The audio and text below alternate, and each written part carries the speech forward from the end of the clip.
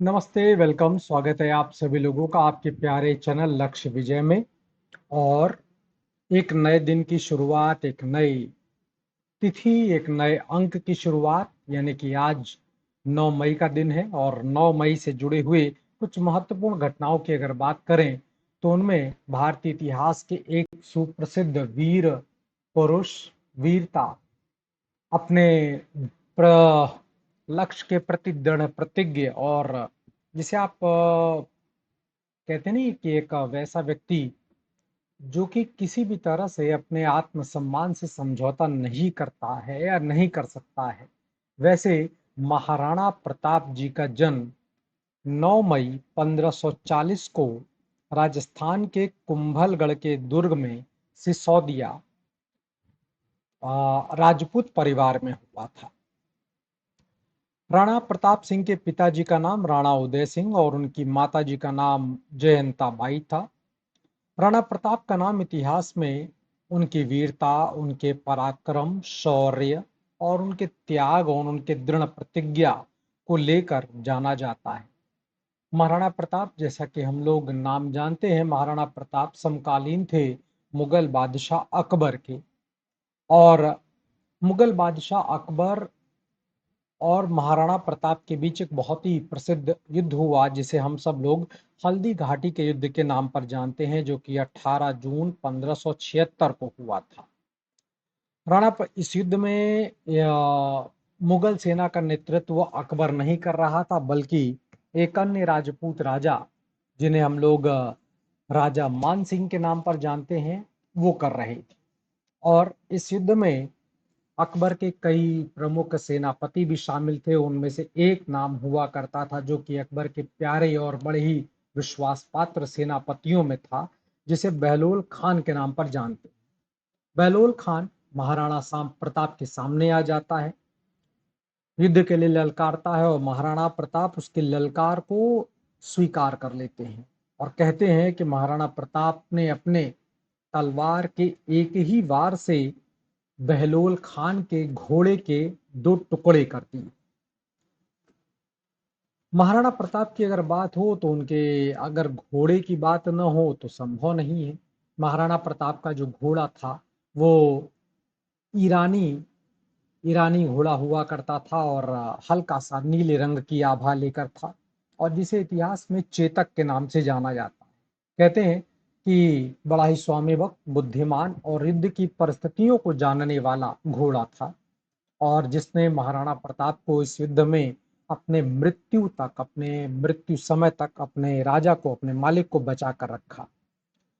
चेतक की वीरता से प्रभावित हिंदी साहित्य के एक बहुत बड़े कवि हैं, जिन्हें श्याम नारायण पांडे के नाम पर जाना जाता है। उन्होंने तो चेतक के ऊपर बकायदा एक कविता लिखी है जिसका शीर्षक है चेतक की वीरता, और जिसमें उन्होंने जो कुछ चेतक के वीरता को लेकर जो कुछ शब्दों का प्रयोग किया, वो कुछ ऐसे कि रणबीच चौकड़ी भर भर कर चेतक बन गया निराला था, राणा प्रताप के घोड़े से पड़ गया हवा का पाला था। ये वो लाइनें हैं कविता की जो चेतक के वीरता, चेतक की गति, चेतक के ताकत का एहसास कराते हैं।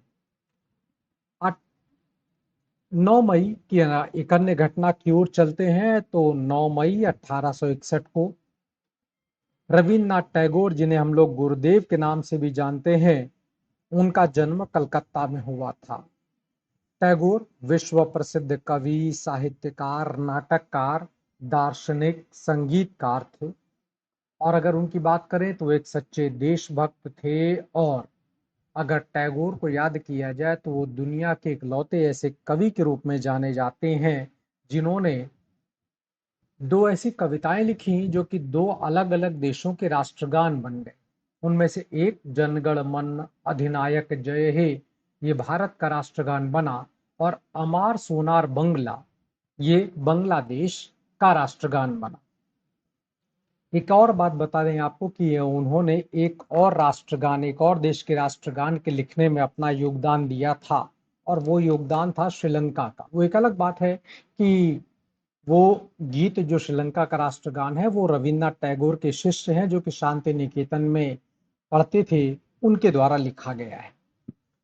रविन्द्र बंगाल की अगर बात करते हैं तो रविंद्र संगीत जो है बंगला संगीत का, बंगला संस्कृति का एक अभिन्न अंग के तौर पर माना जाता है। 1913 में रविन्द्रनाथ टैगोर को अपनी प्रसिद्ध काव्य पुस्तक गीतांजलि के लिए नोबेल का साहित्य का नोबेल पुरस्कार मिला और 1914 में ब्रिटिश राजा जॉर्ज पंचम के द्वारा इन्हें नाइटहुड की उपाधि से सम्मानित किया गया। लेकिन 1919 30 मई के दिन की अगर बात करते हैं तो इस दिन जलियांवाला बाग कांड के विरोध में रविन्द्रनाथ टैगोर के द्वारा अपनी इस उपाधि को, यानी जो अंग्रेजों के द्वारा दी गई उपाधि थी, उसे वापस कर दिया गया। 9 मई से जुड़ी कुछ प्रमुख घटनाएं और कुछ प्रमुख तथ्य जिनकी चर्चा मैंने आपके साथ किया। उम्मीद करते हैं कि ये वीडियो, ये तथ्य आपको अच्छे लगते होंगे, पसंद आते होंगे और इस प्रकार के वीडियो मैं रोज आपके सामने प्रस्तुत करता हूं, जिनमें दिन प्रतिदिन की घटनाओं की चर्चा करता हूं। तो इस उम्मीद के साथ कि आपको वीडियो अच्छा लगा होगा, आप चैनल लक्ष्य विजय को सब्सक्राइब कर दीजिएगा, बेल आइकन को प्रेस कर दीजिएगा ताकि आपके पास नोटिफिकेशन समय अनुसार मिलते रहें। साथ ही साथ मेरे लाइव क्लास के भी नोटिफिकेशन आपको मिलते। बहुत बहुत शुक्रिया, बहुत बहुत धन्यवाद। Have a good day.